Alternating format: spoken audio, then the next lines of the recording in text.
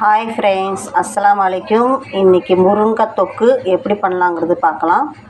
நான் ஒரு 6 முருங்கைக்காய் எடுத்து நல்லா கட் பண்ணி கழுவி எடுத்து வச்சுருக்கேன். இப்போ நம்ம எப்படி பண்ணலாங்கிறது இப்போ பார்க்கலாம். வாங்க வீடியோக்குள்ளே போகலாம். இப்போ அடுப்பு ஆன் பண்ணி கடாய் வச்சாச்சு. கொஞ்சம் தேவையான எண்ணெய் ஊற்றிருக்கிறேன். இப்போ கொஞ்சம் ஒரு அரை ஸ்பூன் கடுகு போட்டுடலாம். 2 கொத்து கருவேப்பிலை இதில் போட்டுடலாம்.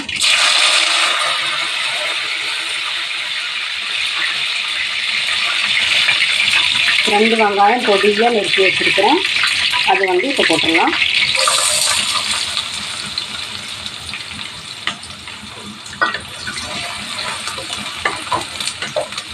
வெங்காயம் நல்லா வதக்கணும்.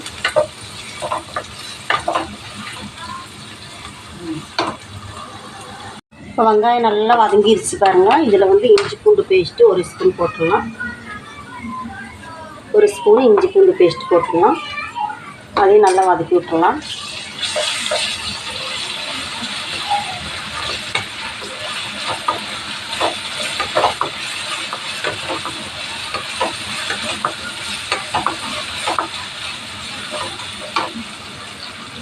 தக்காளி ஒரு 3 தக்காளி நான் நல்லா மிக்சரில் போட்டு அரைச்சி வச்சுருக்கிறேன். இது இப்போ இதில் போட்டுடலாம்.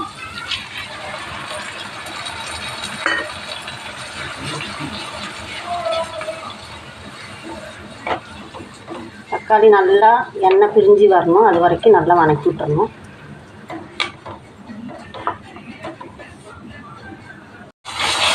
இப்போ எண்ணெய் நல்லா பிரிஞ்சு வருது வரணும்.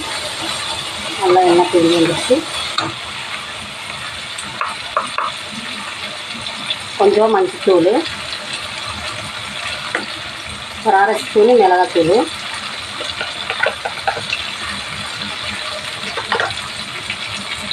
ஜீரகம் மிளகுத்தூள் ரெண்டும் சேர்த்து ஒன்றா பொரிச்சு வச்சுருக்கிறேன். அது 2 1 ஸ்பூனு எல்லாத்தையும் போட்டு நல்லா வதக்கி விட்டுடலாம்.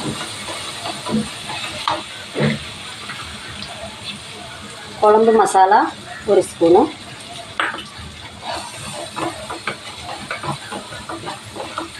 அதுக்கு கொஞ்சம் சிம்பிளில் வச்சு நல்லா வதக்கி விட்டுடலாம்.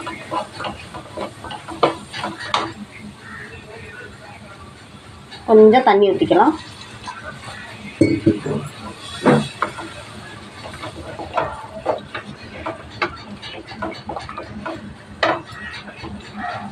முருங்கைக்காய் அறுத்து வச்ச முருங்கைக்காய் இதில் போட்டுடலாம்.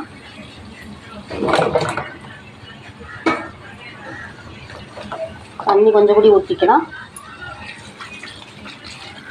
ஒரு அரை சம்பு தண்ணி ஊற்றிடலாம். அதில்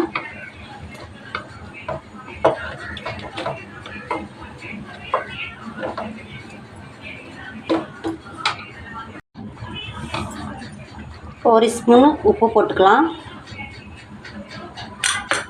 உப்பு போட்டு நல்லா இலக்கி விட்டுறலாம். தண்ணி கொஞ்சம் கூட ஊற்றிக்கலாம். நல்லா மூடி போட்டு ஒரு 10 நிமிஷம் மூடி போட்டு தண்ணியெல்லாம் நல்லா வத்துற வரைக்கும் மூடி போட்டு வச்சிடலாம்.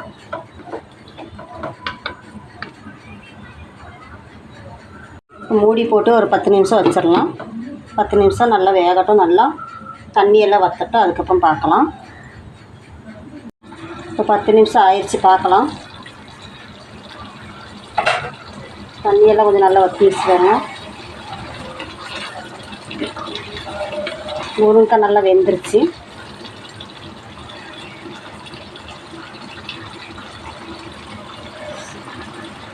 நல்லா வெந்துருச்சு முருங்கைக்காய் பாருங்க. இந்த அடுப்பு ஆஃப் பண்ணிக்கலாம்.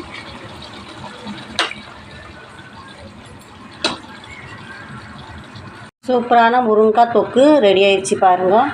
இதே மாதிரி உங்கள் வீட்டிலே நீங்கள் ட்ரை பண்ணி பாருங்கள். உங்களுக்கு பிடிச்சிருந்தா லைக் பண்ணுங்கள், ஷேர் பண்ணுங்கள், மறக்காமல் சப்ஸ்கிரைப் பண்ணுங்கள். பக்கத்தில் இருக்கிற பெல் பட்டனையும் கிளிக் பண்ணிக்கோங்க.